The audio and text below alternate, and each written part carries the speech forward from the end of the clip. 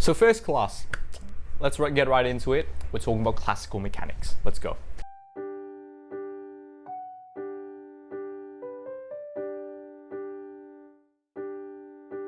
So classical mechanics, what is classical mechanics? Classical mechanics is the study of motions of objects, basically. If you have an object, what can you say about its motions? In classical mechanics, you usually assume that if you have an object, so maybe, for example, this thing, this ball, and you know everything about its environment, you know what force is acting upon it, you know its current position, you know its current motion, its velocity, its acceleration, etc.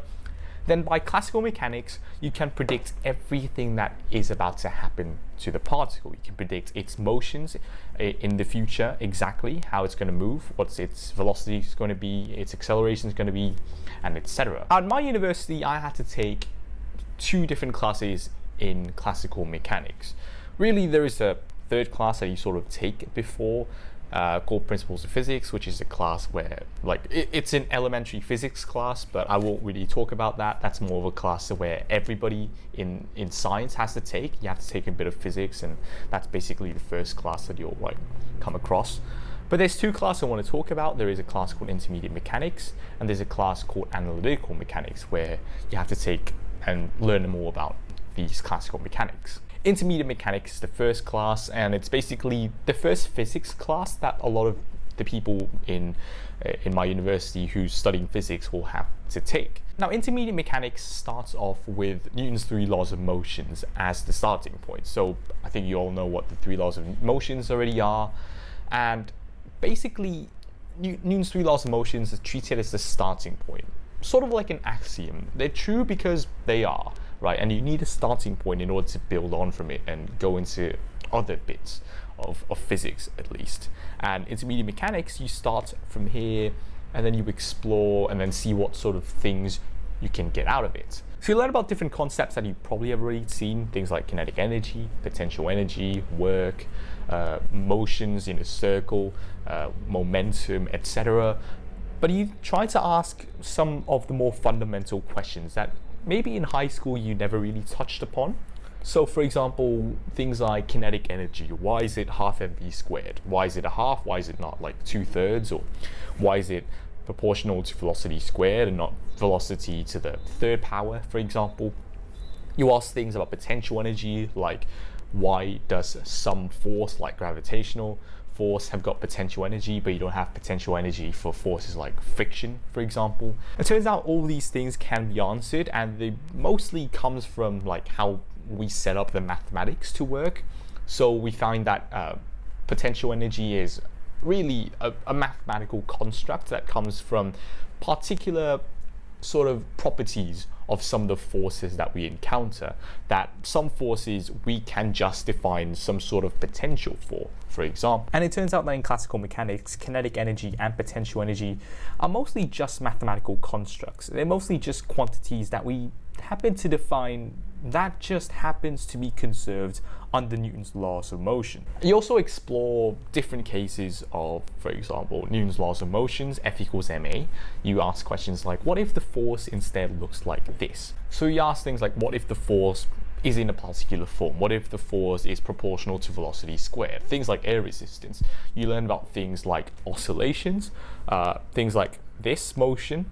When you have an oscillation, how can you model this, and how can you say that an object under this model will move back and forth between an equilibrium position? Things like that. You learn about things rotating. You learn about angular momentum. What is angular momentum? Why is it defined that way?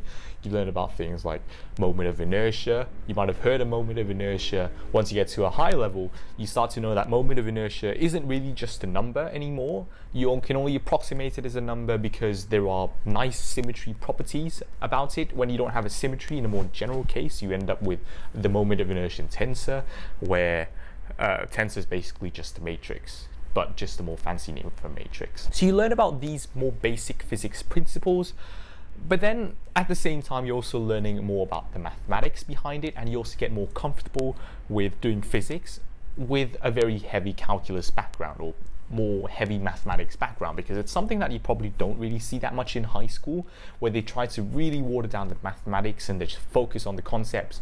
But then you really just come in and say, you know what, physics is just mathematics, and this is what it really is like in real life, these sort of things.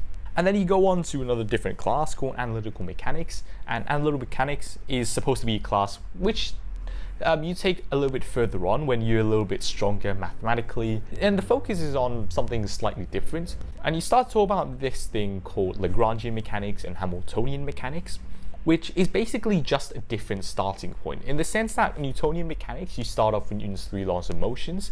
Lagrangian mechanics and Hamiltonian mechanics, you start at a different point. You start with a different law as the center, and then you sort of build on from that. It turns out that there are problems which are just easier to solve using Lagrangian or Hamiltonian mechanics compared to Newton's laws of motions. Some of these problems would be things like the double pendulum problem, where you have two pendulums connected to each other like this, or the things like the Brachistro cone problem, where given a particle at point A, you want to find the path that takes it to point B in the quickest time possible, given that there is the force of gravity acting downwards. And it turns out that the actual solution is a curve that looks a bit like that. Or actually, I'll show you an image of it like right now instead, because I can't really draw. You also talk about other things as well in analytical mechanics, other things which are basically Newtonian mechanics but on steroids, things like if you're moving in non-inertial frames, if you have two people accelerating with respect to each other but observing the same objects, how do we define the laws of physics, or how do we define extra forces so that these two persons have got laws of physics which are basically consistent with each other, those sort of things. For example, suppose you are on Earth and you have a sniper rifle and you're aiming your sniper rifle at some target. Well, if you want the sniper rifle to actually hit the house, you cannot simply aim straight at the house, because if you aim straight to the house, your bullet will actually go like so. Why does it go like so? Because of something called the Coriolis Force. And this Coriolis force comes about because of the fact that the Earth is rotating. And because the Earth is rotating, there is extra forces acting upon your bullet. And so you have to take these forces into consideration as well in order to get your actual projectile. And how this force comes about is something that we do discuss in this class. But basically, these two classes mostly focus on classical mechanics and nothing really out of this world just yet. And a lot of people probably be wondering, why still learn about classical mechanics, right? It's really old branch of physics, 16th or 17th century. And why even care about it now when we have things like relativity or things like quantum mechanics, for example? Well, classical mechanics, even though it's not the most accurate form of reality or set of laws to describe reality, it's still a very, very good approximation for it. If you have a car and the car's not moving at, say, like the speed of light, or you can't really move at the speed of light, but like maybe 80% the speed of light, then it's good enough to just describe it using like classical mechanics. You might be off from the actual answer if you use relativity, but the difference is maybe about like 0.001% or even less, and you don't have to dive into as heavy of mathematics in order to understand it. And so it's still really, really applicable in a lot of daily lives situations. And also, in order to understand the other physics, even the other more complicated physics, you have to have a pretty solid understanding of these more basic concepts in physics. And so it's still important that like physics majors have a good grasp of classical mechanics and still take these classes in classical mechanics as well.